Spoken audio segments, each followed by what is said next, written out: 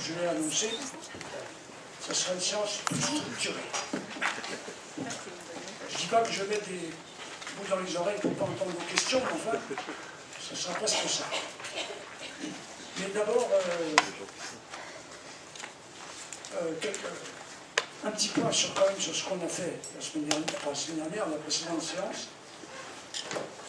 parce que je pense qu'on a parcouru ensemble et à travers vos questions beaucoup de champs différents, mais qui sont, je crois, à mettre en cohérence les uns avec les autres. Et puis deux ou trois petites remarques, et après je suivrai donc les séquences organisées, sans dévier. Je dis ça à l'avance, après c'est assez prescrit, vous savez. Mais enfin quand même, je serai assez attentif. Alors, trêve de bavardage, oui, finalement, la fois dernière, on a fait une sorte de parcours, de promenade, dans des champs très divers. C'est pas incohérent, parce que j'ai quand même une certaine cohérence dans ce que je fais, mais c'était à travers des interrogations diverses. Donc, je vous rappelle, peut-être pas mettre le tableau, mais il y a toute une série d'éléments qui sont à noter, donc il serait intéressant que vous les conserviez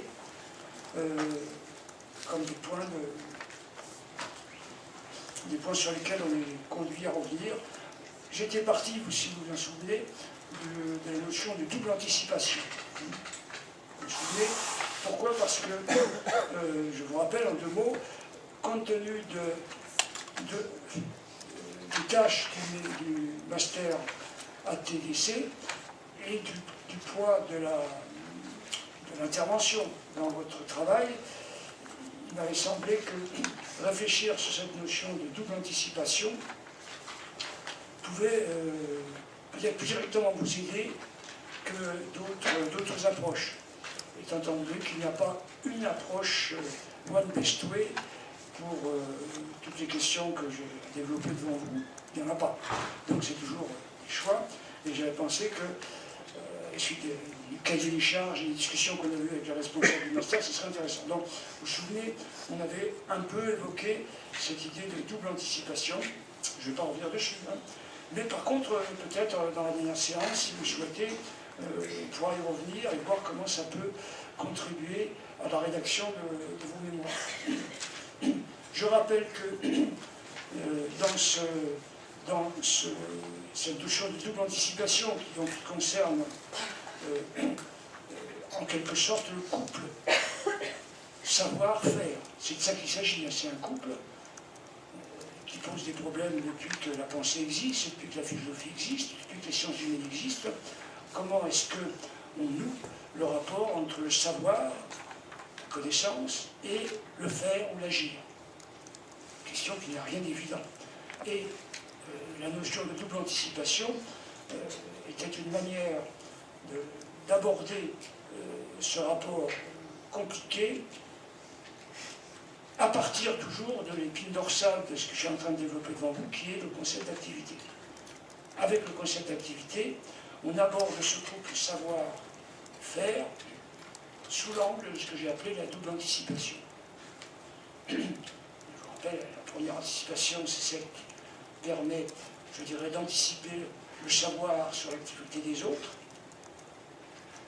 en dehors de l'espace et du temps particulier. Et la seconde anticipation, elle, c'est tout ce qui est traité à travers l'activité elle-même et qui renvoie au protagoniste de la première anticipation des tâches à accomplir en termes de savoir. Et je vous rappelle que, pour moi, les protagonistes de la première anticipation étaient à trois niveaux. Disons les formateurs, la formation professionnelle, les hiérarchies dans le travail qui commandent le travail, mais aussi la recherche sur les activités humaines, tous les secteurs des sciences humaines et sociales. C'est trois niveaux de la seconde anticipation, et ceux-là sont potentiellement convoqués à réfléchir à nouveau leurs compétences et leurs savoirs, en s'instruisant de ce qui se produit dans l'activité elle-même et dans l'activité de travail. Voilà, ça, je reviens pour l'instant là-dessus. Et je vous avais dit, donc, synthèse, que, à travers ça, que dans cette seconde anticipation, se jouait le triangle de l'activité. Vous vous souvenez, on va repasser le...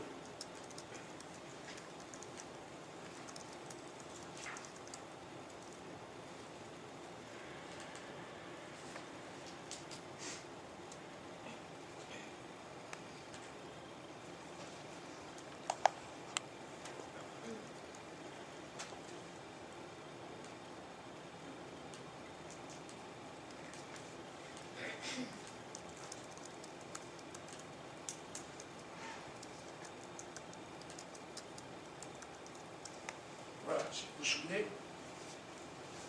Vous vous souvenez, oui. Donc, je vous avais dit que dans... et vous voyez que là, vous avez quelque chose qui est le rapport agir, faire, savoir, hein, qui se jouait, ce triangle de l'activité, dans, au cœur même de, de ce qui est virtuellement la seconde anticipation. Je dis virtuellement parce que, je ne sais pas si je rappelle quand même qu'autant la première anticipation elle va de soi, parce qu'on se dit que le travail prescrit, c'est la première anticipation, que la formation professionnelle qui ne prépare à rencontrer des situations professionnelles, c'est fait partie de la première anticipation. Les recherches sur le fonctionnement, sur la gestion des entreprises, qui ne concerne pas une entreprise particulière, c'est la première anticipation.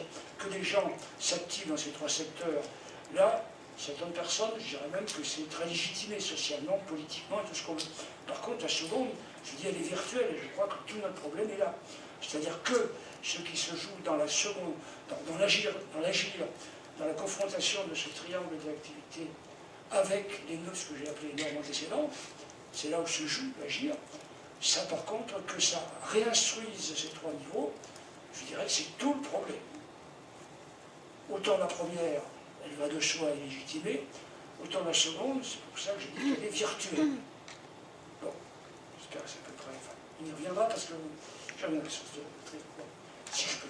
Alors, après quoi, donc on avait déjà posé ces jalons. Question, je ne sais pas exactement comment c'est vu, parce que c'est ça tout l'aléa des trajectoires, sur la question des... Oui, alors, vous voyez qu'il y a une question d'adhérence et des adhérences, hein, dans ce pôle de l'adhérence, pôle de l'adhérence. Donc j'avais quand même un petit peu développé cette distinction, adhérence et des adhérences, et j'avais, qui me paraît essentielle, et j'avais dit que...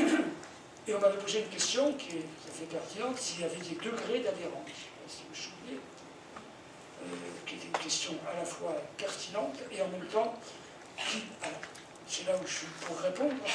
J'étais obligé d'avancer un autre concept, donc un autre repère de jalon, qui est le concept de champ.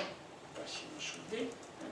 J'avais dit que, là aussi c'est quelque chose qui peu à peu s'est, je dirais, imposé à nous dans ces 30 ans de démarche, un peu erratique parfois, c'est que il faut absolument distinguer des champs.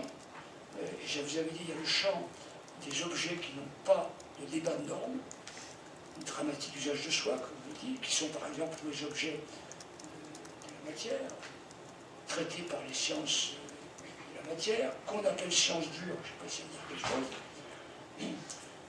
Et j'avais donné, je ne sais pas, un exemple, par exemple le déplacement des électrons dans un conducteur électrique. Bon, ça fait partie, et les mathématiques aussi, ça fait partie du champ que j'appelle épistémique. Et puis j'avais donc évoqué un champ tout à fait différent de ce point de vue-là, qui est le champ qui n'est pas... Alors, et puis j'ai un peu compliqué les affaires, sur un certain nombre de questions, mais enfin, ce qui est clair, c'est qu'entre ce champ-là, des objets qui n'ont pas de débat de normes, le mouvement des planètes, le noyau d'atome, tout ce qui, ou même la structure de l'ADN, tout ça, ce ne sont pas des objets qui ont des débat de normes. Donc c'est un champ tout à fait différent du champ où il y a de l'activité humaine, qui est plus compliqué. Je n'y viens pas pour l'instant, mais c'est tout à fait différent. Et là, par rapport à la question qui m'avait été posée, je vous ai dit que il n'y avait pas continuité des adhérences d'un champ à l'autre. Il n'y avait pas continuité. C'est-à-dire que là, il y avait une discontinuité fondamentale entre la désadhérence, c'est-à-dire le fait qu'on puisse parler du comportement d'un électron dans un conducteur électrique, dans un fil de cuivre, quelles que soient les circonstances, quel que soit le moment quiconque qui opère là-dessus, ce que j'appelle désadhérence par rapport à toute expérimentation ici et maintenant, comme on peut en faire ici dans les laboratoires du CNAM, cette désadhérence-là, elle est complètement différente, il n'y a pas de continuité entre la désadhérence, d'autres types de concepts qui relèvent du champ où il y a de l'activité humaine. Je ne sais pas si vous vous souvenez des exemples que j'avais pris. Un exemple que je reviens souvent parce qu'il nous concerne beaucoup en champ de travail. Contrat. Oui, c'est ça. Le contrat de travail, lui, j'avais dit, c'est aussi un savoir qui fonctionne en désadhérence. Parce que si vous définissez le contrat de travail uniquement dans un cas particulier pour un conflit ou un contrat singulier entre tel exploitant sur le dernier code du travail et tel salarié, ce n'est pas un contrat de travail, tout ça ne nous intéresse pas puisque ça va être défini dans la généralité. Donc, dans ce que j'appelle la désadhérence par rapport au contrat de travail que vous avez pu signer, vous, je ne sais pas s'il a été explicite d'ailleurs, avec telle ou telle des entreprises dans lesquelles vous travaillez. Bon, alors, ce que je vous avais dit, c'est que ces deux types de désadhérence, eux, étaient complètement distincts. Parce que dès qu'il y a l'activité humaine, c'est pas la même chose. Il n'y reviendra si j'ai le temps. Mais que par contre, à la question qui m'avait été posée, dans chacun de ces champs, d'un côté, ce que j'appelle le champ épistémique, où les objets n'ont pas de débat de normes, ils n'ont pas de dramatique de l'activité, il n'y a pas de triangle de l'activité pour l'électron, pour l'ADN, et dans le champ où il y a de l'activité humaine, oui, il y a des formes, il y a des continuités dans la désadhérence, ou inversement dans l'adhérence. Alors c'est... Alors si je ne voudrais pas prendre tout mon temps à le rappeler, ou à l'expliquer, mais enfin, par exemple, le contrat de travail, c'est un concept qui doit définir dans une certaine désadhérence, avec des concepts relativement généraux, abstraits, mais ils sont adhérents, si je pose la question, à quoi? Autrement dit, est-ce qu'on peut définir, est-ce que le contrat de travail a un sens dans la même désadhérence que le concept de résistance électrique? Non. Oui, pourquoi? Il y a une adhérence aux situations. Les contrats de travail, par exemple, ils ont des variantes, ils prennent en compte la situation de travail. Par exemple, quand il y a un travail qui est des contrats, vous savez, une forme de travail qui est récurrente, c'est qu'il y a besoin de contrats réguliers de petite durée, par exemple, dans certaines activités économiques, le droit du travail s'est adapté à cette réalité, et donc adhérent là, à la réalité. Oui, autrement dit, ce que vous dites, c'est vrai, c'est que tous les concepts, et notamment les concepts juridiques, ils ont beau requérir une certaine désadhérence, sinon ils ne veulent pas, mais en effet, ils doivent sans cesse, je dirais, être à la poursuite des situations historiques qui changent. Mais pourquoi? C'est parce que de toute façon, pourquoi? Parce qu'ils s'inscrivent, les concepts du droit du travail, dans des sociétés où il y a du travail tel que j'ai défini comme travail stricto sensu. Je crois que j'ai défini ça. Travail, échange de prestations rémunérées dans la société marchande et de droit. Ça n'existe pas dans l'universalité humaine, ça. Ça existe à partir du moment où il y a cette forme de travail-là. C'est adhérent à cette forme historique. Entre le travail, le temps de l'esclavage ou du servage, ça n'a aucun sens, ça n'existe pas. Donc, il faut quand même se mettre à l'intérieur d'une forme historique pour que, donc dans les sociétés dites de droit, pour que le concept, pour qu'il y ait une désadhérence du concept de contrat de travail. Donc, vous voyez ce que je veux dire, c'est que à l'intérieur du champ de l'activité humaine, il y a des degrés de désadhérence.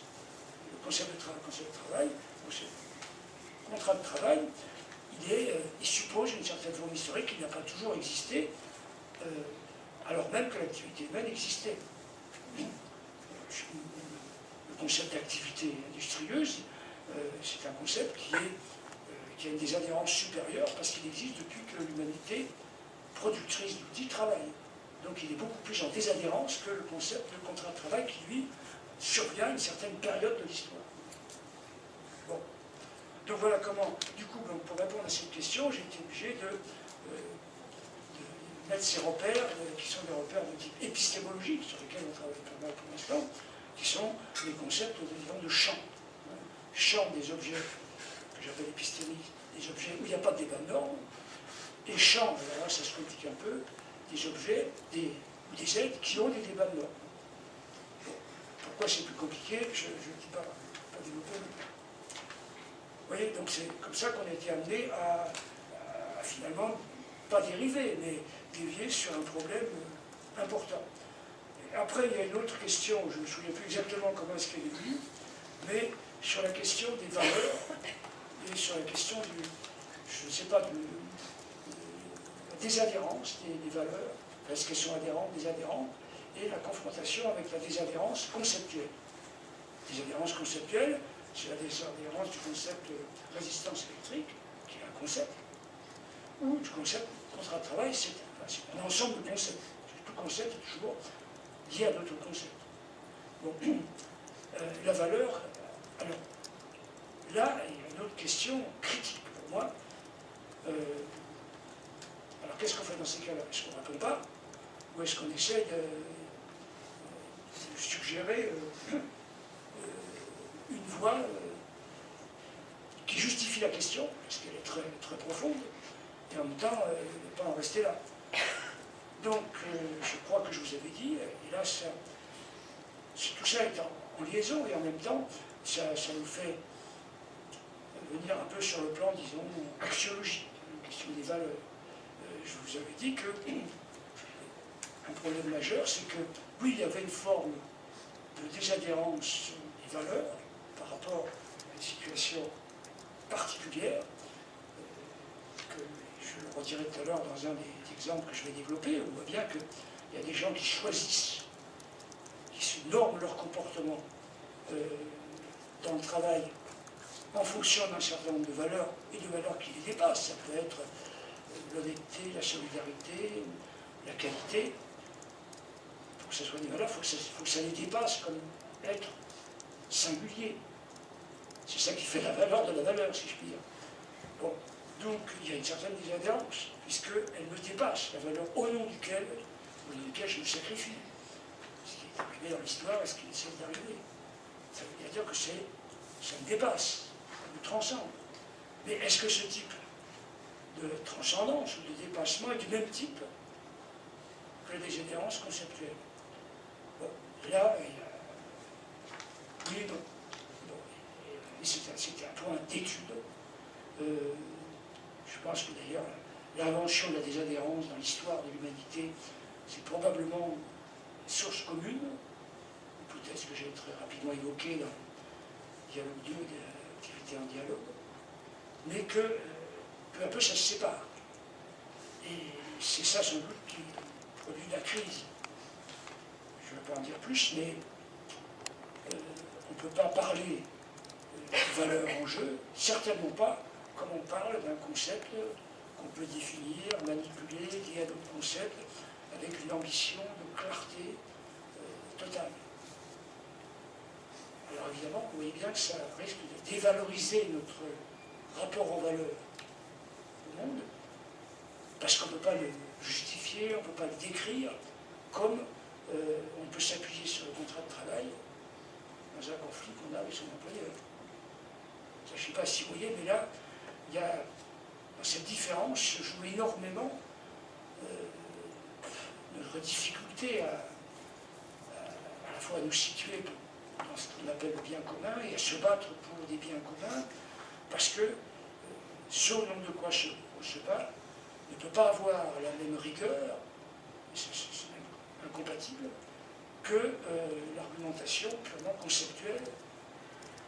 Et là, on a déjà des matrices d'usurpation, parce que si on veut parler des valeurs qui nous meuvent, et qui sont parfois très obscures en nous, comme on parle des concepts scientifiques, et qu'on exige des gens qui fassent de même, qui expliquent au nom de quoi ils parlent, là on entre dans une espèce de jeu de massacre, parce que c'est pas possible. Et pourtant c'est essentiel. Bon, je n'en dis pas plus, mais là la question qui a été posée est un point absolument nodal, hein, philosophiquement. Après quoi, on est retourné, je vais passer exactement l'ordre, hein, parce que je ne peux pas répondre et écrire au fur et à mesure. Maintenant, peut-être que Daniela elle a tout ça fixé dans ses archives. Retour au concept de travail, qui était le point de départ hein, de toutes ces affaires, difficulté à définir le concept de travail. Et je m'ai permis de renvoyer là un petit texte que j'appelle mon pastiche. Je ne sais pas si vous l'avez lu. Pastiche socratique. Mais, parce que je vous l'ai dit, je pense que c'est typiquement un concept vis-à-vis duquel on rencontre les mêmes difficultés, pas les mêmes difficultés, toutes proportions gardées, que Platon a dû rencontrer quand il essayait, lui, de faire réfléchir sur les concepts essentiels pour la vie humaine, que ce soit la beauté, le bien, la justice, le courage, et sachant qu'on est tellement embrouillé déjà par des idées toutes faites antécédentes, ça bloque l'accès à la vraie réflexion. Ça, c'était le point de départ des concepts platoniciens. Donc l'idée qu'il faut d'abord discuter, défaire un peu cette couche de savoir finalement injustifié ou superficiel pour arriver à engager vraiment la réflexion sur ces concepts fondamentaux. Or, le travail, on l'a bien vu dès le point de départ de ces séances, hein, et je vous évoquais le débat qu'on avait eu, petite réunion de recherche avec notre collègue Dominique Vuillet, qui disait très bien, dans un sens le travail c'est plus grand que l'activité, dans un sens c'est plus petit, donc ça veut dire qu'on ne sait pas très bien de quoi on parle. Ce qui peut être normal, parce que quand c'est des concepts compliqués, c'est peu normal.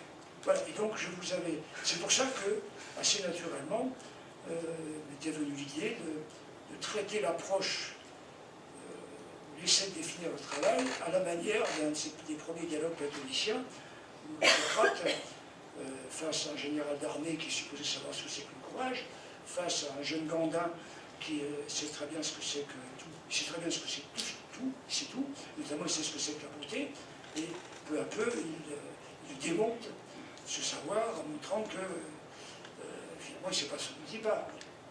Pour un général c'est un peu gênant, même si c'est général tout à fait honorable. Hein. C'est deux généraux qui parlent, qui s'illustreront parfois tragiquement dans la guerre du Péloponnèse, après Sicile. Bon. Et donc, c'est à peu près le même problème.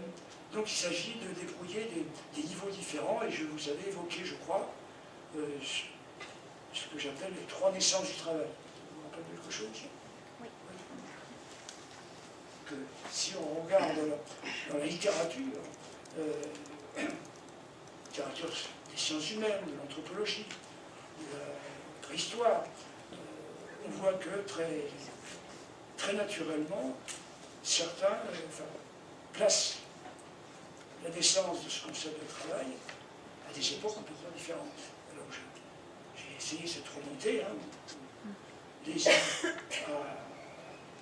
premier temps de la constitution de genre ou d'espèce Homo, qui commence à fabriquer des outils. Et certains disent c'est là que naît le travail, d'autres, comme certains l'avaient remarqué, à partir du moment où on a les premiers agriculteurs sédentaires, les premiers villages, et le travail rythmé par les travaux agricoles, par l'élevage, sélection végétale et élevage animal. Et puis la troisième, celle qui nous est la plus évidente, mais aussi un peu trompeuse, c'est le travail salarié qui culmine dans ce que j'appelle le travail stricto sensu. Une de nos difficultés, c'est que manifestement, voilà, on travaille sur les concepts, il y a certainement quelque chose de légitime sur le fait qu'on appelle travail ces trois comportements de l'humanité qui sont très différents. Il doit y avoir quelque chose de commun, et en même temps, il y a quelque chose de très différent. Donc, ça permet de dire, mais alors, qu'est-ce que c'est que le travail? Comment est-ce qu'on l'aborde? Et alors, je crois que j'avais rappelé ici les cercles concentriques, vie, activité, travail, et travail stricto sensu. Ça me dit quelque chose. Bon, après quoi, on était revenu sur la question du concept de contrat de travail, enfin je ne sais pas si c'est dans cet ordre-là, et voilà encore une occasion qui s'est posée à nous, mais sans qu'on l'ait... C'était pas volontaire, mais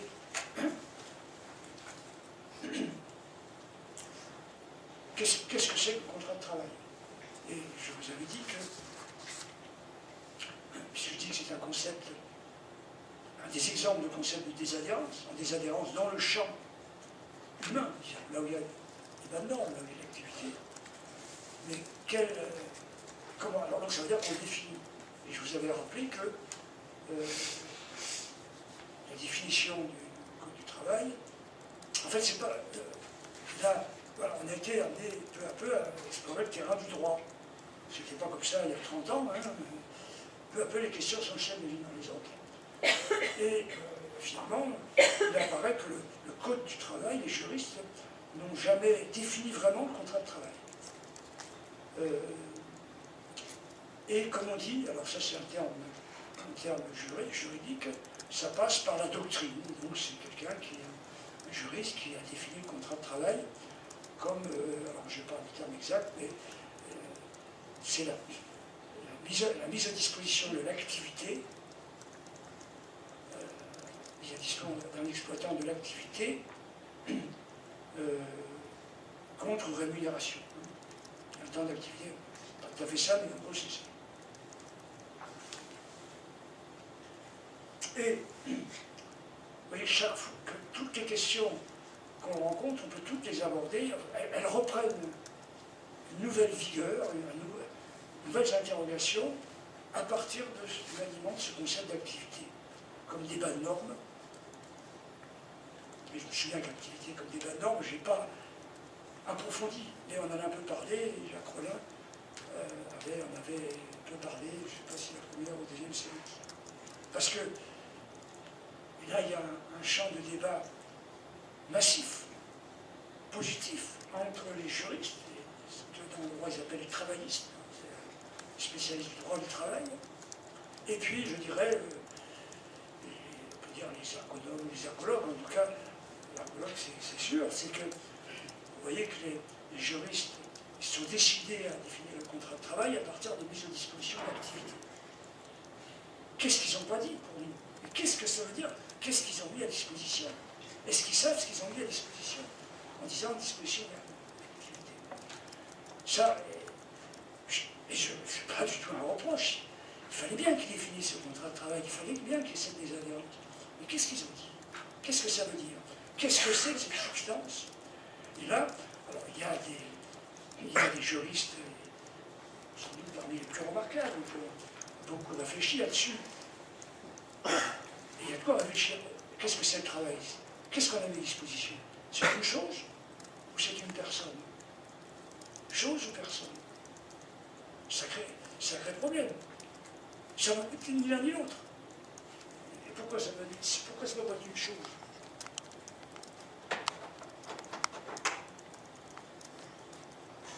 J'inscris ici deux juristes particulièrement remarquables ces dernières années, une chose là-dessus. Ça ne peut pas être une chose parce que le travail, c'est pas des environnements techniques, c'est même pas le produit du travail, c'est bien, comme le dit la doctrine, une activité. C'est donc quelque chose de vivant, le travail. Bon, ça ne peut pas être une chose. Est-ce que ça peut être une personne?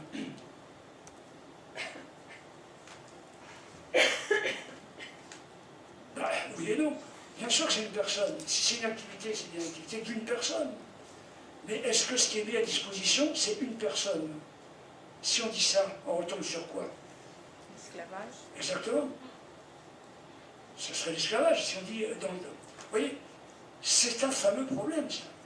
Qu'est-ce qu'on a mis à disposition?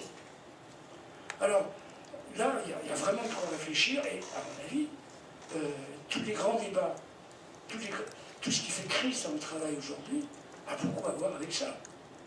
On ne peut pas faire autrement, définir comme ça, et en même temps, personne ne sait jusqu'où va cette mise à disposition, qu'est-ce qu'elle implique, et notamment, qu'est-ce que ça veut dire que la subordination juridique.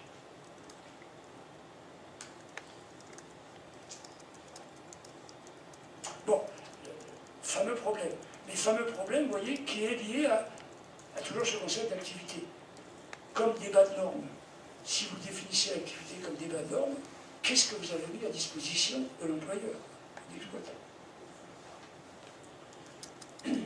Alors, après, on a un peu parlé d'esclavage moderne, une question, bon, c'était un débat intéressant, parce que aussi derrière, il y avait tout le problème du travail informel, dont on avait déjà parlé la fois précédente. Et puis, pour terminer sur cette synthèse, non, ce repérage des balises, je crois que je vous avais parlé un peu de l'histoire et de l'annulation de l'histoire. Je ne sais pas si ça vous rappelle quelque chose. Non, un petit peu. Comment? Oui, c'est ça, oui, parce que le concept d'usurpation, au fond, on va le retrouver sans arrêt, mais c'est traité, hein, on le retrouve encore comme le contrat de travail, c'est traiter la mise à disposition comme on pourrait le traiter, le manipuler comme une chose, comme si c'était un objet naturel. Ça, c'est une usurpation, pas le droit. Et je dirais que, et c'est vrai de toute la manipulation de l'activité humaine avec un mode d'usage qui, lui, n'est valable que lorsqu'on est dans le champ épistémique, c'est-à-dire le champ des objets qui n'ont pas de débat de normes. C'est ça, grossièrement, l'usurpation. Pour quelqu'un qui n'a pas le concept d'activité tel que je vous le présente, ça ne va pas de soi. Quelqu'un qui dit toute activité est toujours débat de normes, vouloir traiter les débats de normes comme on traite l'ADN ou la résistance du conducteur, c'est de l'usurpation du concept. C'est un usage usurpé de notre faculté des concepts. Alors l'histoire, ben oui, au fond, ce qu'on souhaite quand on est savant, tous les guillemets, quand on est expert, quand on est scientifique, et là je mets les guillemets, dès qu'on est dans des champs d'activité même, c'est fourni, mais je crois qu'elle est exacte, c'est éliminer l'histoire. Éliminer l'histoire. Parce que l'histoire, c'est la vie, mais c'est ce qui repose en permanence des problèmes de qu'est-ce qui se passe. Ce que aucun savant, aucun expert, aucun scientifique ne peut anticiper. Et je dirais l'ambition secrète de tout savant, de tout expert et de tout homme de pouvoir, il faut bien dire, parce que si je joue les rapports pouvoir-savoir, c'est d'essayer d'éliminer l'histoire, de faire des procédures, du prescrit, des procédures, des modes opératoires, ou même sans s'occuper de ça, mais en disant on n'a pas besoin de s'en occuper parce que de toute façon ça arrivera à tel résultat. Donc, on élimine l'histoire. Ça c'est le secret, parce qu'on ne va pas dire comme ça, mais c'est la secrète ambition de tous ceux qui manipulent les concepts dont nous sommes. Voilà. Alors, c'est tout un parcours. Alors là-dessus, avant de poursuivre, vous voyez, je ne vous ai pas posé de questions, jusque-là, quasiment pas. 2 ou 3 observations. Oui, alors justement, c'est une question pédagogique dont on va discuter à la fin. Et il n'y a pas de réponse. Hein. À quel moment on s'arrête dans le dialogue à la fois, c'est nécessaire, c'est ça qui nous a permis de poser des questions fondamentales. En même temps, c'est aussi une dispersion où on ne va jamais au fond des choses. Si on ne fait pas, on a l'impression qu'on ne répond pas aux questions, qu'on répond incorrectement. Je pense à la question, qu'est-ce que c'est que la désadhérence des valeurs par rapport à la désadhérence du du concept. Évidemment, c'est une question qui me touche énormément. Qu'est-ce qu'on fait? On répond pas. C'est pourtant une question pertinente. Alors, aussi, il n'y a pas de one best way, mais voilà, c'est une question pour laquelle je crois qu'il n'y a pas de réponse et dont la solution est à négocier entre nous. À partir d'un certain moment où vous trouvez que ça dérive trop et qu'il n'y a pas assez à fond, d'un autre côté, s'il y a... Je relis ça à ce qui est fondamental dans la démarche ergologique, s'il n'y a pas de la vie en face, pour dire mais qu'est-ce que ça veut dire, vous allez, c'est contradictoire avec ce qu'on essaie de faire. Deuxième remarque, vous voyez que par ce dialogue, par cette démarche très, comment dire, très libre, et on a été conduit à parcourir des terrains très divers. J'invente pas. On est parti des problèmes de la formation professionnelle, qui évidemment, je regardais le trombinoscope, là, vous êtes beaucoup à être engagé dans des activités de formation, plan de formation, ingénierie de formation. C'est d'ailleurs la vocation de ce master. Bon, ça conduit à des questions axiologiques sur les valeurs, par exemple, la question des valeurs comme on l'a rencontré tout à l'heure. Comment le faire sans ce pôle des valeurs? Ça conduit à des questions épistémologiques, avec la distinction des champs et des usages des concepts. Ça conduit à des questions philosophiques sur l'histoire, je dirais même sur les philosophies d'histoire. Voilà, alors, c'est aussi le bilan que je tire, et qui au fond n'est pas insatisfaisant, c'est que à partir du moment où on a rencontré l'activité comme ce concept anthropologique, défini comme des êtres d'activité, et où il y a toujours des valeurs, où la vie en nous c'est ça, ça nous conduit à réinterroger toute une série de champs qui vivaient, je dirais, de manière académique souvent séparés les uns des autres. D'où cette espèce d'excursus dans des terrains qui sont étudiés séparément. Et en même temps, c'est là où c'est pas insatisfaisant, c'est que ça rétablit à mon avis des cohérences entre, par exemple, le champ du droit, du contrat de travail, de la subordination juridique, et le champ d'épistémologie, le champ axiologique. C'est pas incohérent tout ça. Et au contraire, je pense que ça peut même tisser des cohérences. Et tout ça, vous voyez, on l'a appris nous-mêmes dans un va-et-vient entre des investigations théoriques. Par exemple, récemment, ces deux travaillistes, ils sont très précieux pour arriver à réfléchir sur ce que c'est que le droit du travail, le contrat de travail. Ça nous amène et ça nous fait rencontrer avec eux sur ce terrain, mais qu'est-ce que c'est que le travail? Alors, les travaillistes, ils sont conduits sans l'avoir voulu à se demander, mais qu'est-ce que c'est que le travail? Exactement comme nous, à partir de points de départ différents qui sont qu'est-ce que c'est que la transformation du travail, telle qu'on les a rencontrés il y a 30 ans, au moment où on parlait de mutation technologique, mutation du travail. Donc, peu à peu, ça s'est rencontré. D'autres rencontres, j'en ai pas parlé heureusement, mais qui se font par exemple avec la psychanalyse. Comment articuler, je ne sais pas si je vous l'avais dit du bon, mais enfin,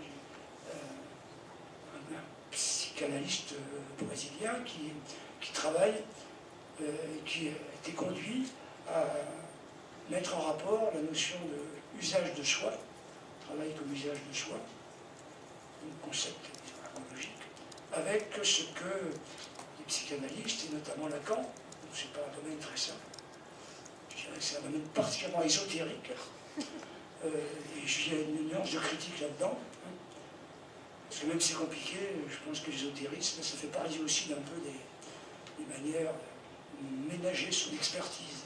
Mais enfin, la notion de symptôme, qui a été très travaillée de Freud jusqu'à Lacan,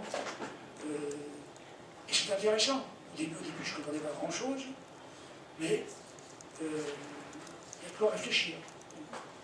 Et lui, ce jeune psychanalyste, il voit des cohérences. Alors j'essaie de comprendre, parce qu'il va soutenir une thèse du Brésil au mois de septembre, et comme je suis co-directeur, il faut bien que je prenne un peu quelque chose. Surprise. On fait des surprises. Hein. Okay. Bon, mais justement, j'en termine sur ça. C'est promis, hein, mais je suis en train de vous dire, est-ce qu'on fait bien? Est-ce que dans l'échange de mots, de concepts, de manière de faire, on dirait après, ça fait 45 ans que je fais ce métier, je devrais quand même avoir quelques expériences et puis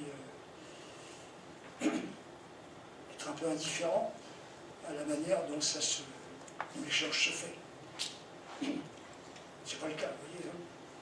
Et c'est pas du tout parce que je pense que c'est comme ça, c'est que derrière tout ce que je suis en train de vous dire, je crois qu'il y a vraiment une question fondamentale.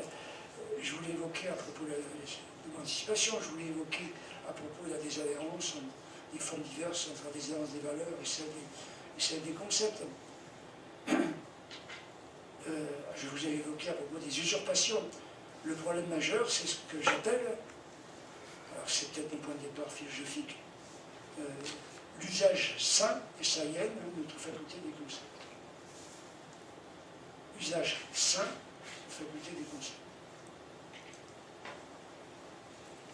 Je crois que j'ai commencé par là la première séance, hein, quand je vous ai dit le malaise que j'avais comme jeune universitaire, jeune philosophe, les formes spécifiques de culture et d'inculture.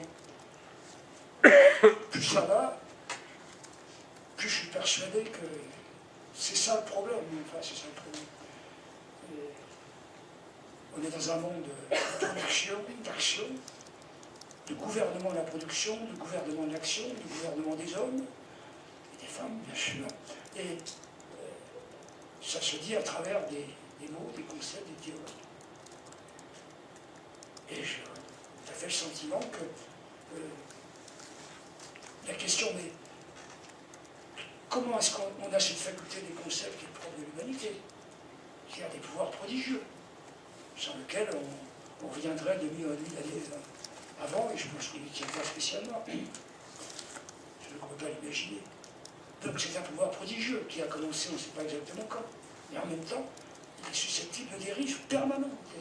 Et on n'arrête pas de dériver. Et je pense que c'est un problème de nos institutions universitaires, ces dérives permanentes, où chaque fois on excède, on usurpe, et on n'est pas suffisamment en apprentissage de ce que la vie nous renvoie comme nouvelles questions, comme nouvelles inventions, comme ce que nous dit comme nouvelle renormalisation. Et on a déjà passé, je pense, le dispositif dynamique à 3 pôles. J'ai un peu parlé, là. Pas de vacances faites.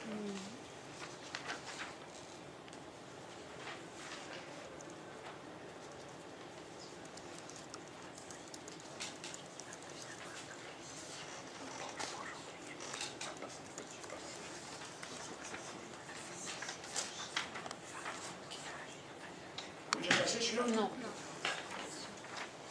Non.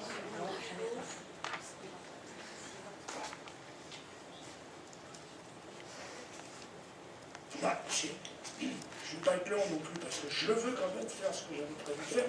J'avais prévu le résumé, c'est ce que je fais, hein, pour que ça rappelle un peu pourquoi qu'on en parle quand même, a été n'importe où et n'importe quand, et sans raison.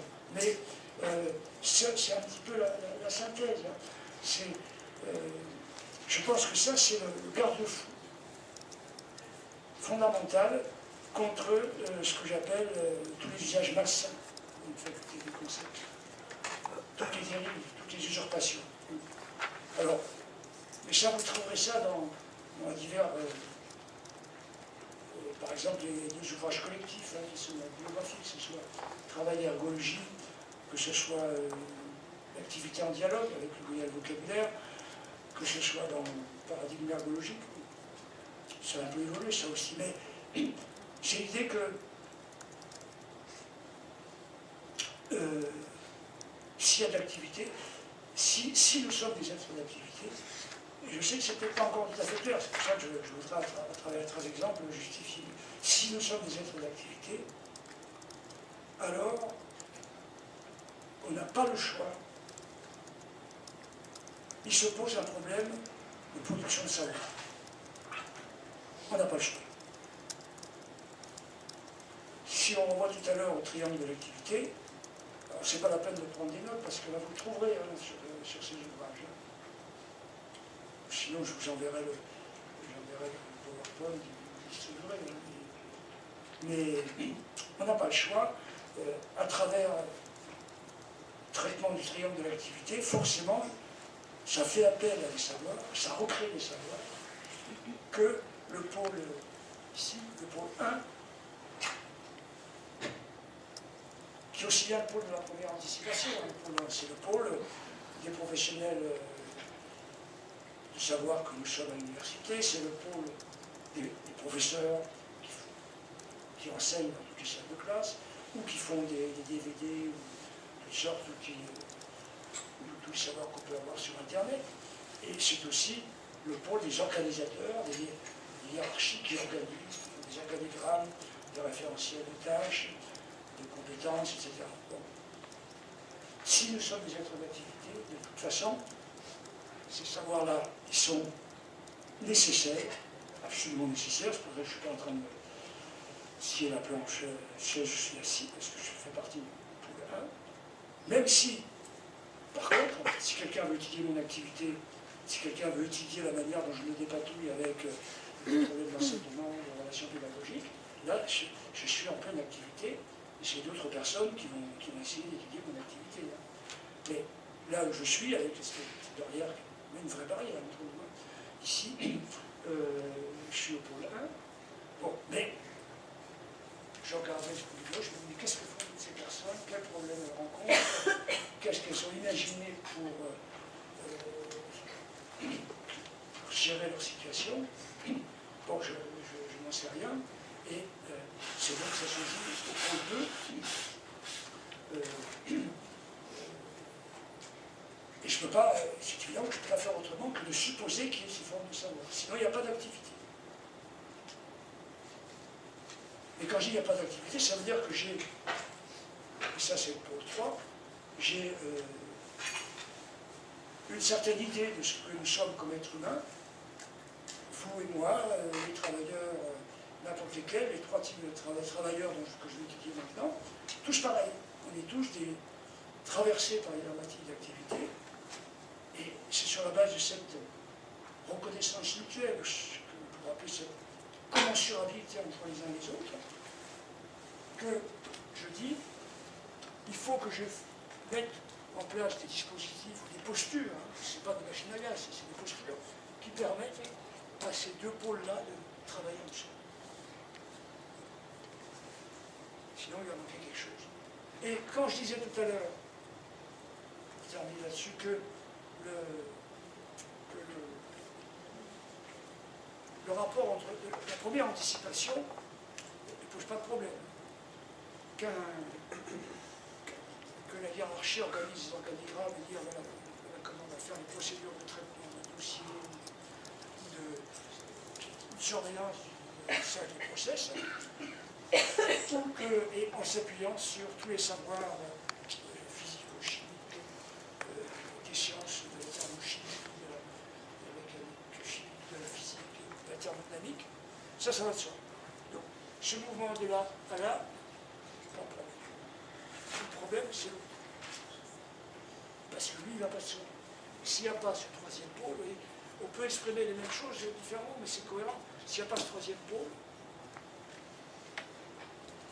on ne va pas se retrouver ici, au centre. Vous voyez, où on va travailler ensemble, ce qu'on a fait, ce qu'on n'est pas réussi à faire, et ce que je crois, on peut dire, on fait les ergonomes depuis des dizaines d'années, notamment dans cette maison-là. Ils ont interrogé l'activité pour savoir comment, face à des situations plus ou moins contraintes, les gens retravaillaient ces contraintes, qu'on appelle une renormalisation, pour traiter les tâches. Entre parenthèses, on a fêté les 50 ans de la société Société d'ergonomie française. Il y a un ouvrage qui va sortir bientôt. Ça parce que, comme vous voyez, on a beaucoup de proximité, comme je vous l'ai dit, et des dettes à l'égard de cette ergonomie. Voilà, donc voilà, parcours, ça a été un peu long, mais enfin, je pense que ça éclaircissait peut-être un peu les choses. Je m'autorise quand même à vous demander si vous avez des questions.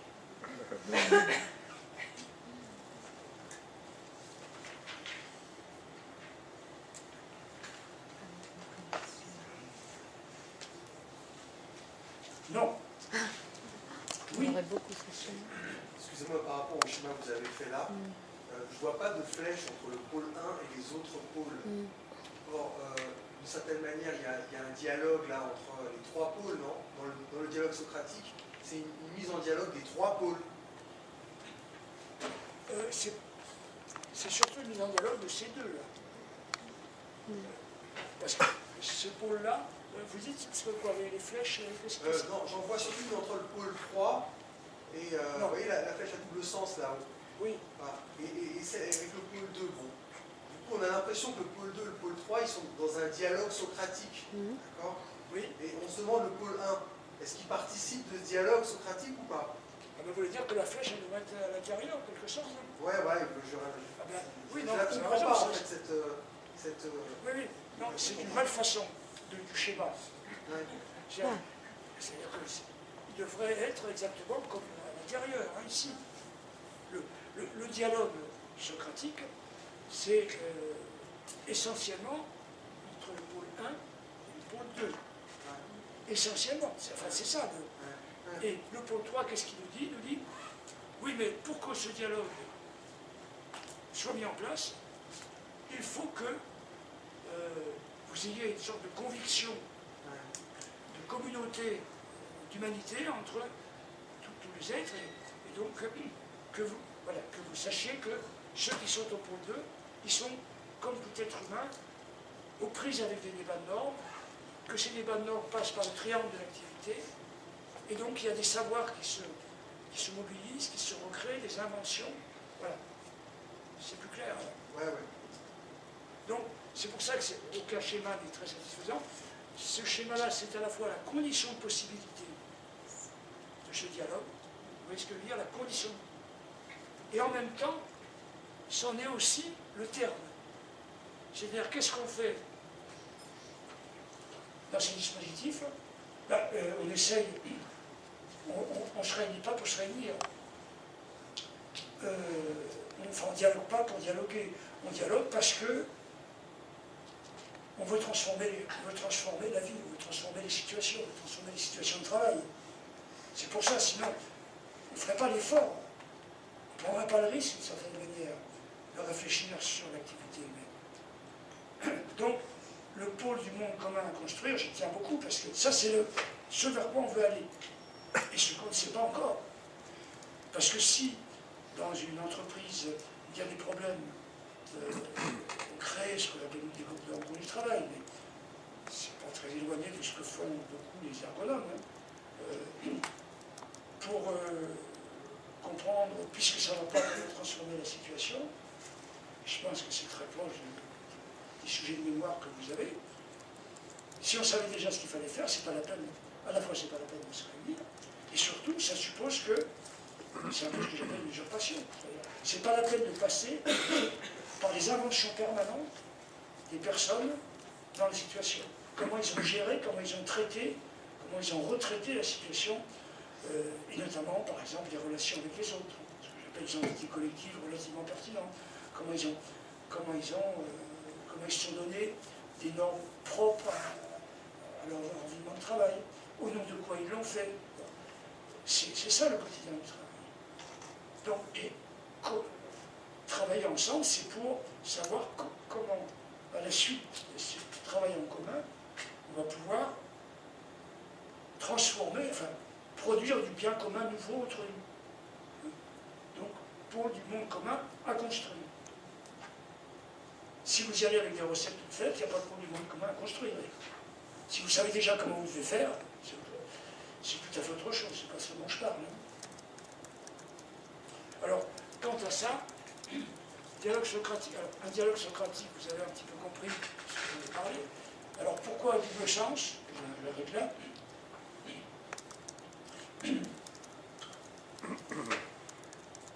Parce que dans les exemples que j'ai donnés à propos de mon pastiche et du cas des dialogues platoniciens, des premiers dialogues, comme on dit, c'était un peu un seul sens, c'est-à-dire que c'est Socrate qui savait qu'il ne savait rien, mais c'est déjà beaucoup savoir qu'on ne sait rien. Donc il était savant à sa manière, tout en passant son temps à dire qu'il ne savait rien. C'est un peu hypocrite, hein, mais il faut bien pouvoir avancer les choses. C'était pour démonter les faux savoirs de ses interlocuteurs.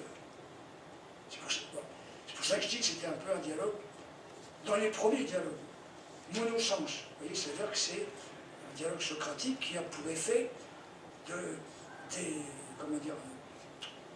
d'éviter, défaire peu à peu les couches de certitude, de préconception qui empêchent ces interlocuteurs de s'engager dans une longue réflexion, qui s'appelle l'épreuve dialectique, vers les vraies notions, les vraies idées. Pourquoi il y a un dialogue double sens? Parce que, bien sûr, ça permet d'aider ce que j'appelle les formes d'appel, rappel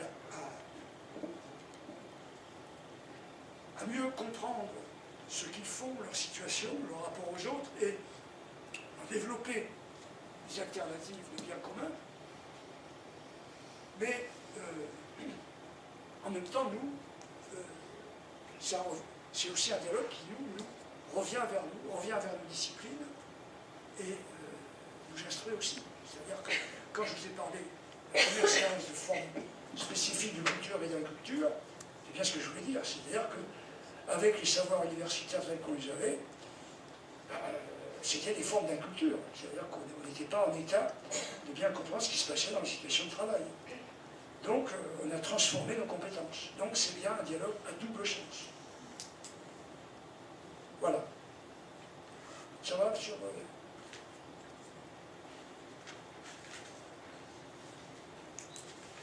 Bon, oui. Ça reprend un petit peu ce qu'on fait en psychologie du travail, dans notamment les autoconfrontations croisées.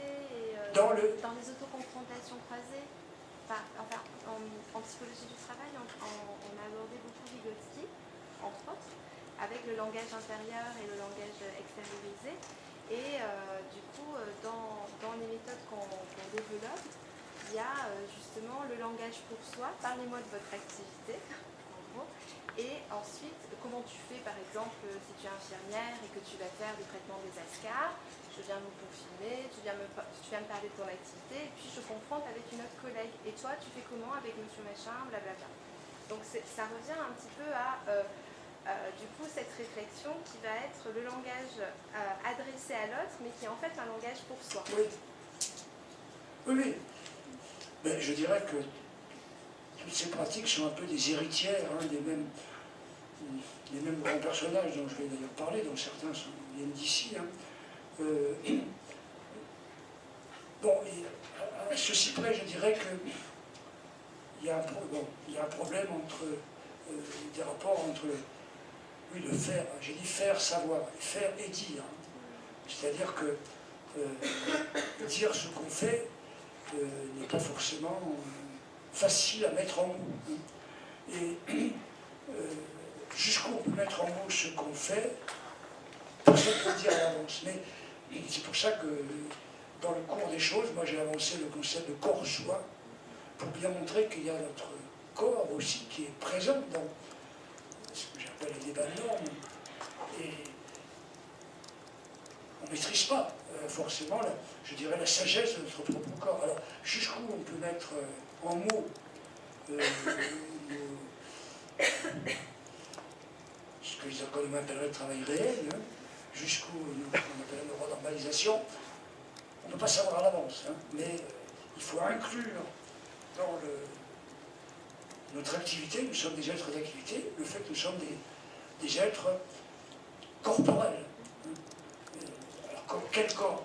Corps question très lourde, mais ce n'est pas des corps biologiques, c'est des corps historiques. Mais voilà, donc il y a... Et je pense là aussi que si on dit nous ce que vous faites,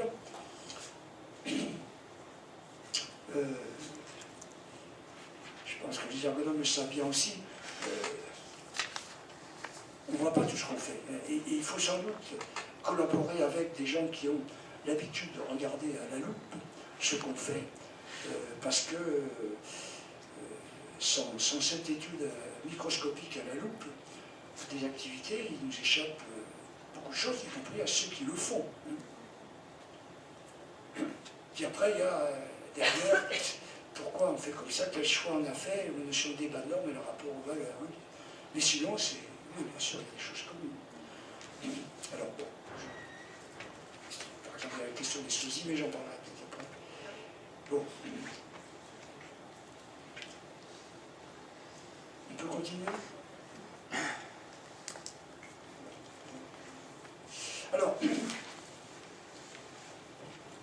ce que je voudrais faire maintenant, je voudrais développer toutes ces questions et monter. Alors, peut-être que c'est déjà clair pour vous tous, mais je ne pense pas développer ce que j'ai appelé le continent activité, c'est-à-dire la rencontre de ce qui finalement est resté très obscur longtemps, ce que nous appelons l'activité humaine. Parce que tous ces débats de normes dont j'ai parlé, alors là, de manière beaucoup plus concrète, à partir de 3 exemples dont j'ai déjà parlé. L'un, passer un petit peu par cet ouvrage de Michel Joanneau. Est-ce que c'est la peine que je l'écris? Je crois que j'ai déjà écrit la même fois. Ça va? J-O-U-A-2-N-E-A-X, qui s'appelle De l'agir au travail. Ancien pilote de ligne. Le cas de préventeur, que j'ai tiré de la revue Ergologia numéro 3 dont je vous ai déjà parlé. Et puis alors le cas le plus rebattu pour nous, mais qui est peut-être plus frappant, c'est le cas des études du travail ouvrier à la Thomson, au début des années 70, avec une étude très célèbre, mais qui nous permet de généraliser des choses fondamentales, où vous retrouverez toutes ces balises que j'ai essayé de poser devant vous. Puis après, je voudrais un peu généraliser sur l'agir, et notamment l'éclairer à partir de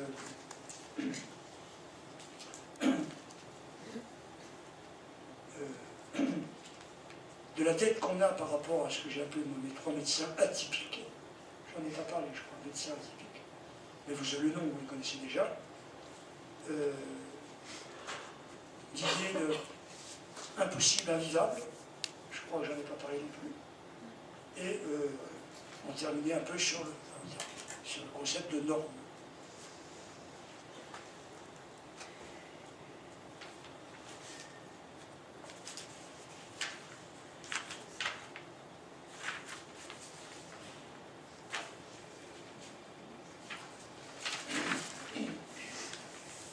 Je pense que c'est utile de revenir sur des exemples, hein, parce que là on était parfois un peu abstrait, puis montrer que je n'invente rien. Donc le premier exemple, on la pose, donc cet ouvrage qui parle en 2011, de l'agir au travail, et dont j'ai beaucoup défendu d'ailleurs la publication, par donc un ancien pilote de ligne, chez Joanneau,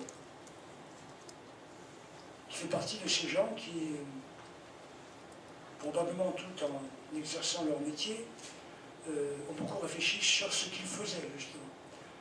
Et dans ces implications les plus profondes, je vous parlais à l'instant du corps, et ce qui m'a beaucoup frappé avec Michel Joanneau, avec lequel on a eu l'occasion de travailler, qui a beaucoup travaillé ici, dans cette maison d'ailleurs, puisqu'il a beaucoup fréquenté les ergonomes, que ce soit François Hubault, que ce soit les laboratoires du CNAM.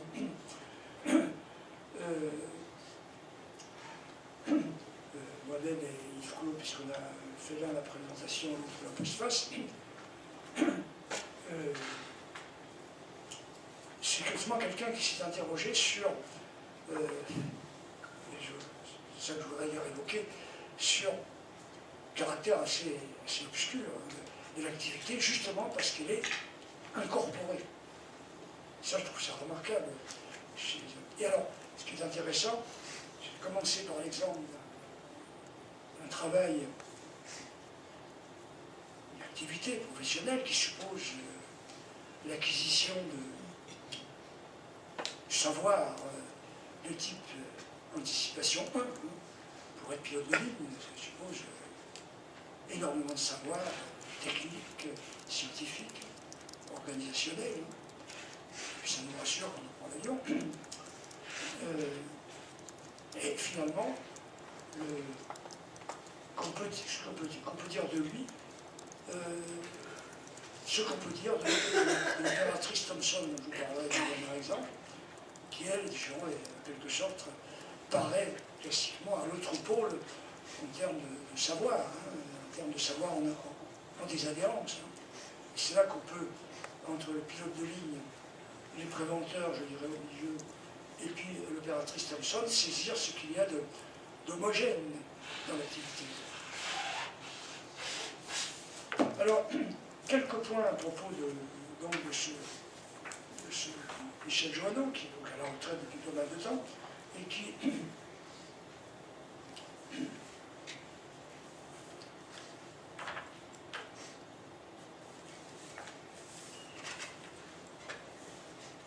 d'abord réfléchi sur des exemples de son métier. Par exemple, dans ce livre, si vous regardez, il démarre sur l'exemple d'un vol Roissy et New York, sur un vol 1947, mais qui a peu à peu, et notamment dans ses lectures, il a fait beaucoup de lectures très intéressantes, certaines que j'ignore, et puis dans ses confrontations avec tous les gens qui ont parlé du travail, un peu comme je le fais ici à Paris. Donc c'est élargi à l'activité. Vous voyez, l'agir au travail, c'est beaucoup plus général que son agir comme pilote de ligne. Alors, qu'est-ce qu'on pourrait, quelques points, je pense qu'un des éléments assez frappants de son travail, l'agir au travail, c'est, je suis en train de continuer l'activité, que l'agir, l'activité, c'est toujours un agir dans le présent. C'est tout le problème du rapport savoir-faire. Parce que le savoir, par définition, il agit en désadhérence par rapport au présent. Et le faire, c'est toujours une convocation du moment présent.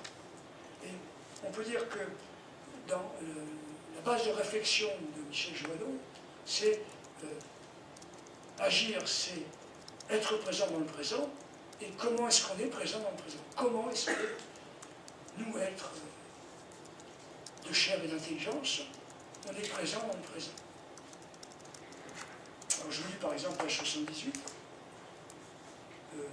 Alors, il fait l'exemple, par exemple, sur son vol au Roissy-New York. Lorsqu'on agit, on ne peut pas tricher avec le réel et trier pour les affronter séparément, pas tricher avec le réel et trier les différentes composantes d'une situation. Il faut être présent, souligné dans le présent, pour les assumer dans leur globalité et dans la temporalité de leur occurrence. Ça veut dire que déjà, ça, être présent dans le présent, personne à la place de vous, à votre place, ne peut faire cette expérience, parce qu'il n'y a pas deux présents identiques. Mais en plus, toutes les composantes n'ont pas la même importance. Il faut savoir accorder à chacune d'elles l'exacte place qui lui revient, sans se gaspiller dans des dispositions inutiles. Donc non seulement le présent à traiter est égal à aucun autre présent, c'est vous qui devez le traiter parce que vous n'avez aucune norme antécédente, aucune prescription qui aura déjà prévu ces différentes composantes, même si elles sont infimes, ces composantes, n'empêche. Mais en plus, vous avez à les trier, c'est-à-dire qu'il y a des composantes que vous devez passer sous silence, que vous devez même oublier pour ne pas vous encombrer l'esprit, il faut les trier. Trier, faire des choix. Faire des choix. Et dès qu'il y a choix, il y a quoi? Il y a valeur. Il y a préférence. Qu'il en soit conscient ou pas, mais il y a préférence.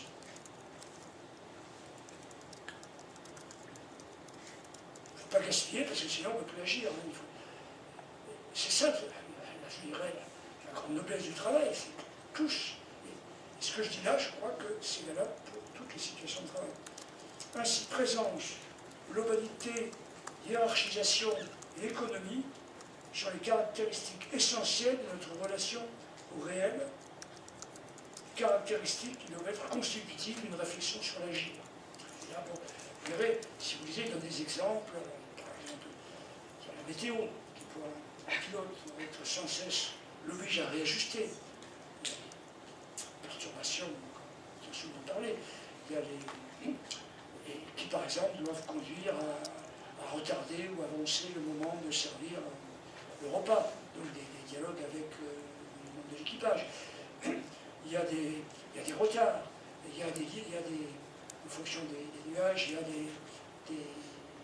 des trajectoires à modifier. Et donc des relations à avoir avec les tours de contrôle. Ça, c'est le présent du présent. Bien sûr, vous avez des modules, des procédures pour qu'est-ce que vous devez faire quand, mais la synthèse de tout ça, c'est vous qui l'assumez. Il n'y a pas de travail, s'il y a quelque chose de travail, c'est ça.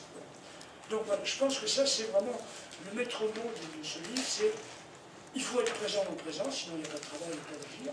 Et comment est-ce que nous, être d'activité, être humain, qu'est-ce que ça veut dire d'être présent au présent? Qu'est-ce qui se mobilise en nous? Qu'est-ce qui se mobilise? Plutôt vers le versant corporel, mon corps, pas le corps d'un autre, plutôt vers le versant des savoirs, puisque j'aurais été de la première anticipation.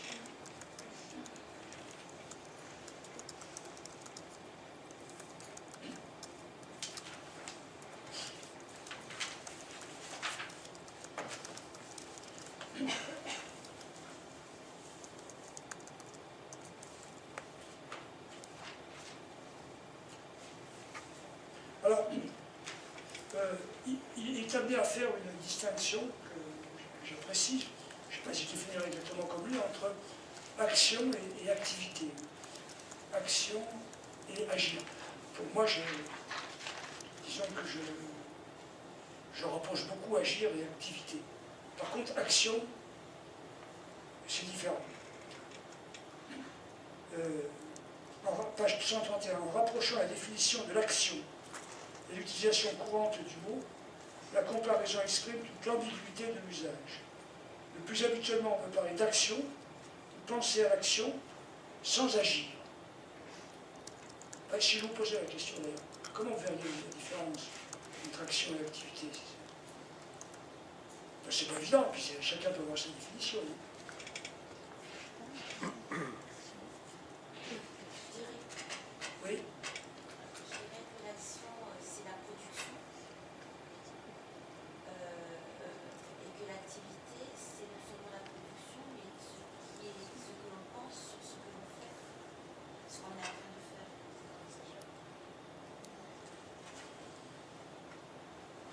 Oui, je pense qu'il y a un petit peu de substance que vous dites, mais c'est pas si évident que ça. Vous voyez ce qu'il dit, on peut parler de l'action en général, mais on reste dans le domaine du virtuel, alors que vous dites qu'au contraire, que l'action, c'est le domaine de ce qu'on produit. Dans ce sens, le mot action renvoie en fait à la représentation d'un agir possible. C'est-à-dire l'action, voilà ce que je vais faire. Dont la réalisation est subordonnée à sa prise en compte par une personne particulière et à son insertion dans un contexte temporel et spatial singulier. Les neurosciences confirment la liaison entre action et représentation de l'action, mais aussi leur déliaison potentielle. Alors, on peut en dire trop parce que c'est une question difficile, mais il me semble que dans notre langage ordinaire, l'action quand il dit que c'est une représentation virtuelle, c'est un segment de notre vie qui a un début, une fin, et que l'on peut qualifier.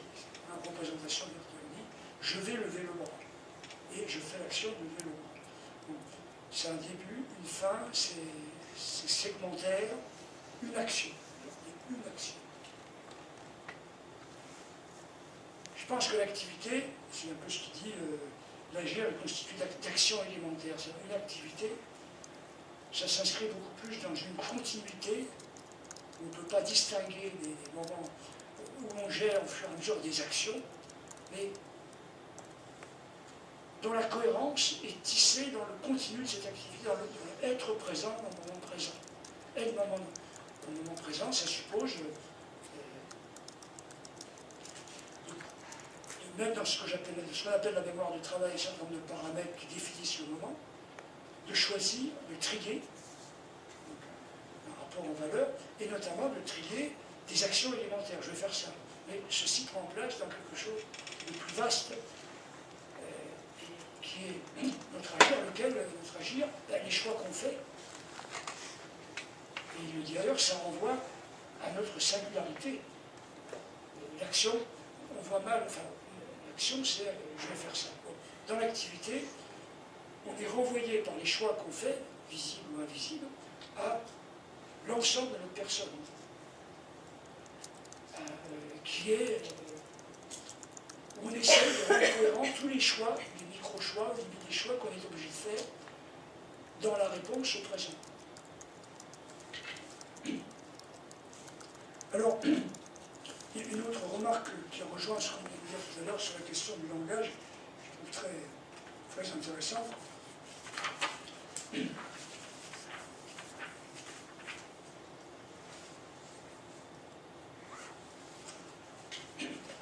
On retombe sur cette énigme du rapport entre faire et connaître, faire et savoir. C'est vraiment quelque chose qui nous définit comme être humain. Et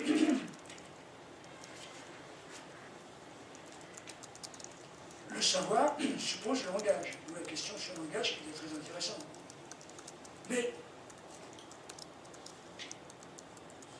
on ne peut pas identifier, on ne peut pas, je dirais, transformer complètement le faire en quelque chose qui serait mis en langage.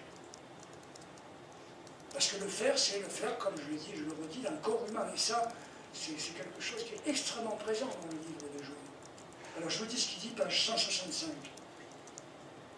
Tous les actes de la vie, et notamment le travail, supposent bien entendu le recours normal au langage. Il n'y a pas une situation de travail, notamment stricto sensu, qui ne soit encadrée, codifiée par des normes, des prescriptions, des procédures, des arrangements, qui se disent en langage. Soit dans les échanges à l'intérieur du collectif, soit dans l'existence des actes de langage. C'est une parenthèse dans le collectif, oui, bien sûr. Fonctionnement du collectif, ce que moi j'appelle les entités collectives relativement permanentes, je ne sais pas si c'est pertinent, je ne sais pas si on a parlé de ça déjà. Donc, passons. Oui, je suppose qu'on échange. Je pense qu'on échange quelque chose de l'ordre de valeur commune, même si ce n'est pas conscient. Mais nos accords dans le collectif ne passent pas forcément du tout uniquement par le langage. Je ne sais pas si les acronymes peuvent justifier, mais parfois ça passe par des signes, par des mimiques, par des gestes. Et souvent on n'a pas besoin de parler pour se comprendre. C'est bien connu. Donc ça prouve bien déjà que là il y a quelque chose de l'agir qui... Ça ne veut pas dire que ça ne peut pas se mettre en langage, mais qui va plus vite que le langage et qui n'a pas besoin du langage. Par contre, le langage dans et sur le travail, comme le langage intérieur, ça doit vous rappeler quelque chose, le langage intérieur. Dites. Oui, le langage intérieur, c'est le langage pour soi. Oui. Selon Vygotsky. Hein. Voilà, c'est ça. C'est toute la réflexion de Vygotsky sur le langage intérieur. C'est intéressant. Par contre, le langage dans et sur le travail, comme le langage intérieur, introduit une distance par rapport au réel immédiatement éprouvé, distance, des adhérences, pour la double raison que sa temporalité est décalée et que la représentation, dès qu'on est en langage, on représente ce qu'on fait tout à l'heure, l'action représente virtuellement la chose. Pour la double raison que sa temporalité est décalée, que la représentation majore cet écran sémiotique dont nous avons parlé à la fin du 10e chapitre. Au moment de l'acte, ce type de langage est donc perturbateur. C'est-à-dire qu'à un certain moment, ce langage qui est censé dire ce qu'on fait vient mettre un écran par rapport à ce qu'on est en train de faire, qui est le présent du présent. Au moment d'une bonne adéquation au dynamisme et à la réalité des situations, nécessite donc, j'aime beaucoup cette phrase, une désactivation du langage intérieur. Une désactivation du langage intérieur. C'est par exemple l'expérience des sportifs de haut niveau. Avant et pendant la performance, se parler, disent-ils, c'est médiatiser leur rapport au monde par la pensée, donc par les processus de représentation, et perdre le bénéfice de la relation corporelle directe. Donc c'est intéressant. Il y a des spécialistes du langage ici, mais l'idée que, bien sûr, le langage sur le faire nous aide, on ne peut pas s'en passer. Le langage intérieur, ce qu'ils disent bien, Piaget, sont des éléments. Mais nous sommes des êtres de corps, nous sommes des corps choix, comme dit, et donc c'est pas. Si on veut faire tout passer par le langage qui est, qu'on le veuille ou non, toujours une prise de distance, on se déconnecte du présent du présent. Le présent du présent, parce que le présent du présent, il n'a pas cette relative généralité, cette relative désadhérence que tout langage suppose. Il n'y a pas de langage. Vous voyez bien, il n'y a pas de langage sans je parle de langage, je parle de micro, je désadhère de ce micro-là pour dire quelque chose que vous pouvez comprendre indépendamment de toute situation où il y a un micro dans une salle. Donc, le langage, c'est forcément une prise de distance. Or, comme l'activité, c'est le présent du présent, c'est le gérer le présent du présent, il y a des limites à l'aide instrumentale du langage. Donc, j'ai dit, vous voyez qu'il faut désactiver son langage intérieur. C'est le pilote qui parle, le pilote. C'est vraiment intéressant comme idée. Oui, vous voulez poser une question? Non, en fait, ça me fait penser au champ déictique, parce que tout à l'heure, vous parliez de champ, et donc le champ déictique, c'est le fait de convoquer la présentation, la représentation. Oui. Mais en même temps, si on reste sur le langage, dans d'autres auteurs qu'on a étudiés, comme Buller, par exemple, on parle des présupposés, c'est-à-dire, vous me parlez de micro, vous faites le présupposé que je sais ce que c'est un micro, par exemple. Oui. Vous voyez? Donc, c'est je parle et l'auditeur sait que. Oui. Donc, du coup, dans le langage, quand vous parlez de distance par rapport au langage, c'est en fait tout ce. Non, c'est le langage qui prend des distances par rapport au présent du présent. Ah, j'avais pas compris alors. Oui. Vous pouvez me dire ça?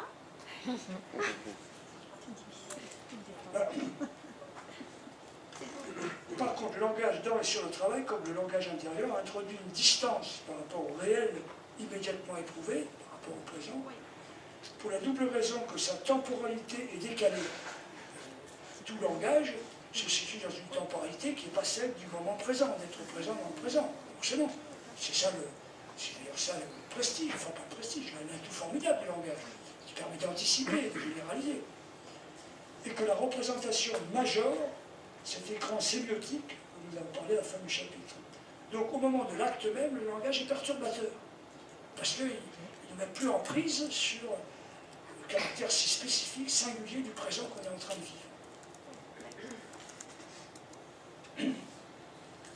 Bon, voilà.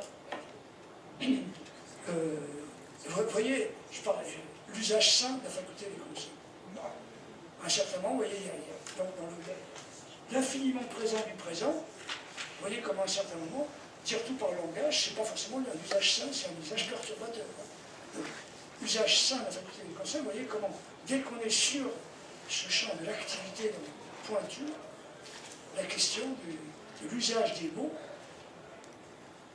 pose problème. Elle est à la fois indispensable, mais normalement, c'est quand même toujours un début d'écart, de prise de distance, et donc de matrice possible d'ignorance de ce que c'est que l'agir. Et après, toutes les dérives sont possibles. En même temps, c'est une manière de retourner vers l'agir.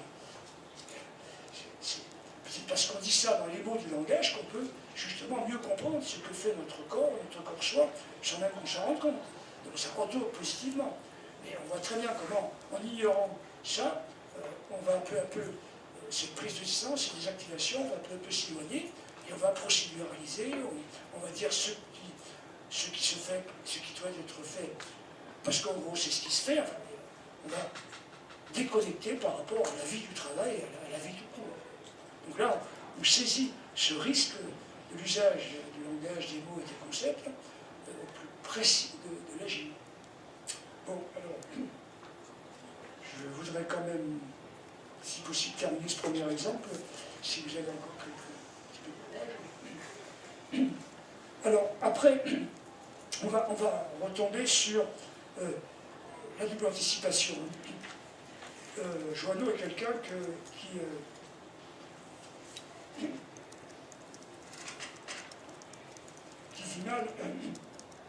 dit mal, justement, cet usage malsain de la faculté des concepts.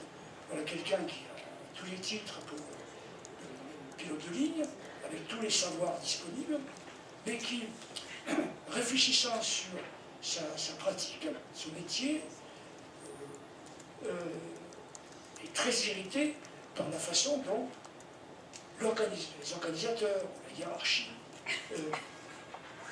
traitent l'activité même du pilote et finalement l'ignorent et la rendent plus difficile.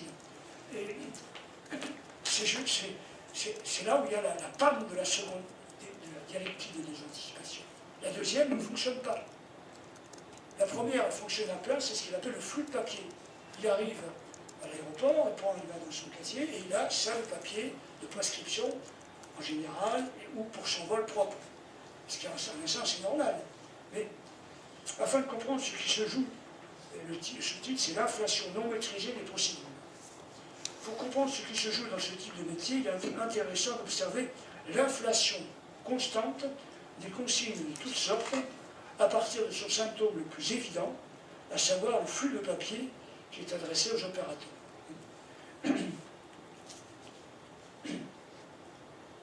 Pour expliquer ce flux de papier, il faut préciser les choses de l'évolution de la prescription. Explicitation de la compétence exigée. Derrière tout problème, qu'est-ce que c'est que la compétence? Donc là, on suppose qu'on sait ce que c'est, qu'on peut l'expliciter. Standardisation du travail. Est-ce que le travail peut être standardisé? Dans le dernier exemple, on verra que c'est impossible. Enfin, à l'extrême. Modification des systèmes des avions, formalisation informatique, prolifération réglementaire, rationalisation, entre guillemets, des services opérationnels de la compagnie, procéduralisation de la sécurité et de la sûreté. Chacune de ces sources a son origine propre. C'est là qu'on va aboutir à de la prescription segmentée, sans rapport les unes avec les autres. Chacune de ces sources a son origine propre, sa logique interne, son groupe spécial de compétences. Chaque part de la hiérarchie a son papier propre à mettre dans le flux de papier et l'influence de politique interne. Le flux de papier inséré dans le casier du pilote véhicule donc, et ça je trouve ça remarquable, une mosaïque de prescription, dont l'homogénéité n'est pas assurée dans une temporalité qui n'est associée qu'au service émetteur, le segment de la hiérarchie qui est à émettre ces procédures, dans un souci beaucoup plus administratif qu'opérationnel. Elle confirme que les postulats positivistes de la conception et de l'organisation sont bien insuffisants pour affronter les situations réelles. C'est un peu inquiétant quand on parle à nous. Ainsi, le centralisme obsessionnel de la définition toujours plus détaillée des prescriptions s'inscrit dans une spirale de l'absurde. Alors, ce qui ça se synthétise ceci en ce qu'on peut appeler, d'une part, le déni de l'activité, tel qu'on est en train d'en parler ici. Et là, le déni de l'activité, c'est un sous-titre, page 66, et là, on va glisser, vous voyez, on est toujours dans les anticipations. Là, je viens de parler de la première anticipation, celle du gouvernement du travail, des flux de papier, l'administration, hiérarchie. Et on va glisser vers une responsabilité qui remonte, je dirais, en amont, vers les formateurs ou vers les scientifiques. Et il y a une critique très forte de Joanneau, parce qu'il n'y a pas cette mosaïque au niveau de l'anticipation gouvernement du travail. Elle a comme condition d'existence une mosaïque au niveau des différentes sciences qui s'occupent du travail, de la sécurité, de tout ça. On est tous responsables dans cette affaire. Le déni d'activité, au vu des résultats des différentes interventions, peut questionner l'attitude d'un certain nombre d'intervenants provenant des sciences humaines et sociales, ça c'est nous que ça touche, qui sont appelés à se prononcer sur la compréhension d'un cycle du travail et à élaborer des considérations sur la présence des opérateurs. Ne sont-ils pas tributaires du même tropisme scientiste, celui qu'on trouve dans les structures organisationnelles? C'est le déni d'activité, et il remonte, le sous-titre suivant, c'est la scientificité en question, et donc il impute à cette mosaïque de prescriptions qui ne communiquent pas entre elles, et dont la synthèse doit être faite, renormalisée, modifiée par le pilote lui-même une fois qu'il a lu tout ce flux de papier. Donc, renvoie donc à ce qu'il appelle, page 68, la mosaïque disparate des disciplines mères. La mosaïque disparate des disciplines mères. C'est-à-dire que s'il n'y avait pas des disciplines qui segmentent, qui découpent chacune avec ses compétences, ses évaluations scientifiques et tout ce qu'on veut, ce que je crois nous on appelle une activité qui, dans un premier temps, n'est pas segmentable, s'il n'y avait pas cette mosaïque disparate des disciplines mères, il n'y aurait pas non plus cette mosaïque disparate de prescriptions, de procédures dans le gouvernement du travail que le pilote trouve à son arrivée dans sa voiture. La faiblesse de ces approches, là c'est très critique vis-à-vis de ce qu'il appelle les niches disciplinaires. Les niches disciplinaires. Chacun fonctionne dans sa petite niche, jalousement gardée, et fournissant les organisateurs, avec la meilleure bonne foi du monde, en mode de tout ce qu'il faut faire quand on va entrer dans le cockpit. La faiblesse de ces approches, c'est la disparité irréductible et généraliste. Il s'agit d'éléments épars, séparés, sans véritable lien, puisque chaque élément a sa justification dans la physiologie des sciences, dans la physiologie des sciences humaines, à découpage traditionnel, donc en dehors du champ du travail. Et on est parti disciplines qui sont créées en dehors du champ du travail, et évidemment, quand on va arriver au travail, c'est-à-dire l'activité humaine, on va reproduire cette segmentation, pour que le travail, dans ses jugements, dans ses débats de normes, ben justement, il prend tout en question. Dans la globalité du présent, il ne va pas segmenter les dimensions de sécurité, les dimensions de fiabilité, les dimensions météo, tout ça, il doit en faire la synthèse au moment présent. Lorsqu'ils sont introduits en champ d'une enquête sur un milieu de travail industriel, ces tronçons de mosaïque restent le plus souvent le nécessaire enrichissement de la logique traditionnelle basée sur la physique. C'est exactement ce que j'appelle de l'usurpation. On va tout fonder l'activité sur des modèles hérités de la physique, dans un champ épistémique où il n'y a pas de débat de mots. Et cette logique résultante reste centrée sur la tâche prescrite, on retombe là sur un concept ergonomique. Dans cette optique, l'opérateur n'a qu'à exécuter, il doit se conformer à certains modèles en se méfiant de ses limites et ses erreurs. Le découpage des différentes disciplines des sciences humaines au niveau de la théorie est multiplié et solidifié de façon rigide par l'existence de niches académiques.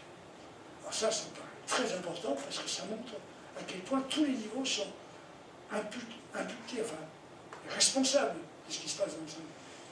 Quand je parle de l'usage sain de la faculté des concepts, dans quelle mesure, nous, dans nos institutions académiques, on n'est pas responsable dans la façon dont on les développe, dont on les isole, dont on développe jalousement des carrières autour de ces académiques, d'un usage malsain de la faculté des concepts.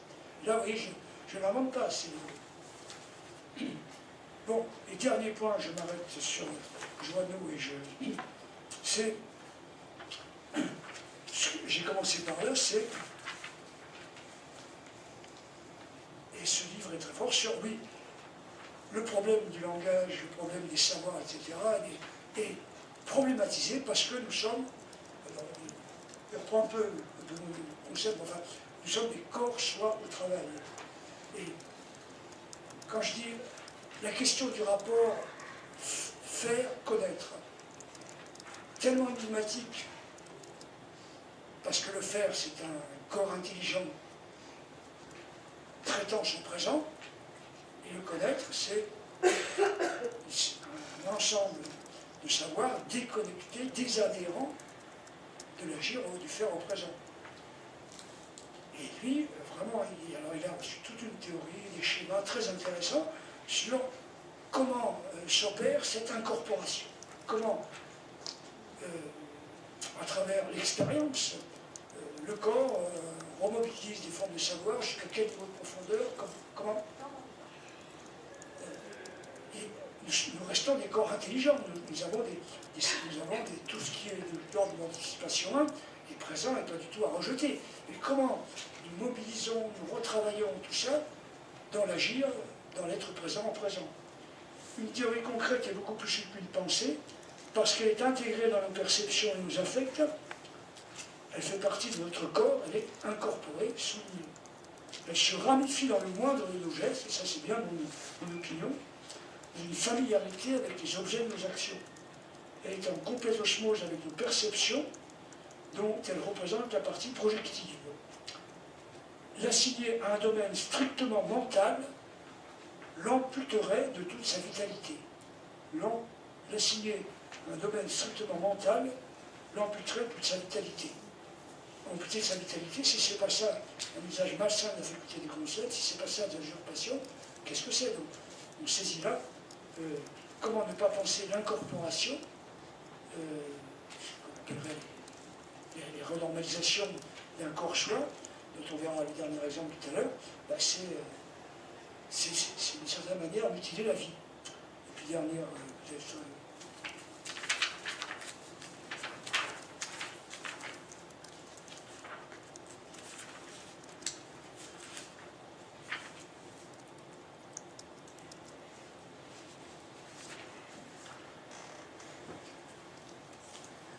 Les constructions proposées au cours des deux précédentes parties nous permettent maintenant d'abandonner quelques synthèses centrées sur le concept d'activité. Bon, et alors il va développer, c'est page 237, l'incorporation. Et alors, ce que moi justement j'ai appelé la synergie, que je me réclame, et je retrouve ça tout à l'heure.